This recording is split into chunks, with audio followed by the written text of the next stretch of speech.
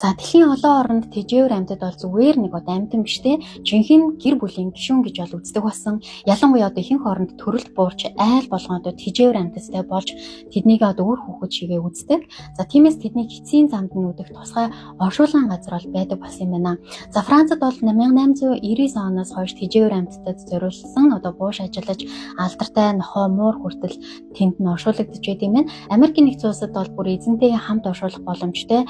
За ийм оршуулгын газар гэдэг бол Испанд бас саяхан олон нийтийн хамгийн анхны амьтдын бууш нэгдсэн байна. За Японд ч бас амьтдын керамицлах буюу чандарлах тийм газар байт юм байна. За харин Солонгост бол хайртай амьтнаа дур мэдэн газарт буушлах бол хориотой. За хууль зөрчил юм бол бас торгуультай байт юм байна. Тийм учраас керамиц хийлгэж үнсийг нь одоо гэртээ хадгалах юм уу эсвэл тийм дурсгалын өрөө буюу чандар хадгалах газарт бол байрлуулд юм байна. За зарим айл бүр амьдралаа хамт өнгөрөөсөн нохой мураа үе үе очиж бол хүндэтгдэг. За энэ нь бол одоо хүн бүр хайртай амьтнаа зөвхөн одоо амьд ахуйд нь бус сүүлчийн мөчтөн ч гэсэн одоо хүндэтгэн санаж дурсахыг хүсэлтэй холбоотой. Тэгэхээр одоо тэд бидний амьдралд мэдээж инээмсэглэл халуун дулаан өгдөг шиг тэдэнд ч бас одоо хүндэтгэл буюу салах асуул хэрэгтэй гэж үздэгтэй нь холбоотой юм байна. За Монголд бол нохой мураа гэр бүлийн гишүүншгээ хайрлаж амьдрдаг ч гэсэн за яг эцсийн замд нь хүндэтгэлтэй өгдөг тийм аль бие усны ол үйлчлэгээ байдаггүй.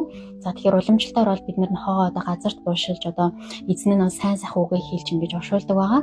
За өнөөдөр бол манад хотчлт бол нэмэгдэж одоо байгальд шууд булганаас тийм ч одоо эрүүл мэнд ариун цэврийн хувьд бол таатай биш болоод байгаа учраас үүнийг бас одоо хууль эрх зүйн орчинд шийдэх шаардлагатай юм болов гэж бол харж байна. За хэрвээ одоо манад тэжээвэр амьтдын уршуулга керамиц дурсгалын одоо үйлчлэгээ бий болох юм бол энэ нь одоо нэг талаас эрүүл ахуйг хамгаалах, за нөгөө талаас гэр бүл бас амьтнаа одоо хүний адил хүндэтгэж одоо тэднийгээ санан дурсах боломж олох юм да. За тэгэхээр одоо тэд бидэнд амьдралынхаа турш аз жаргал хүсэн шиг бид ч бас тэдэнд эцсийн хүндэтгэлийг үзүүлэх нь зөв болов.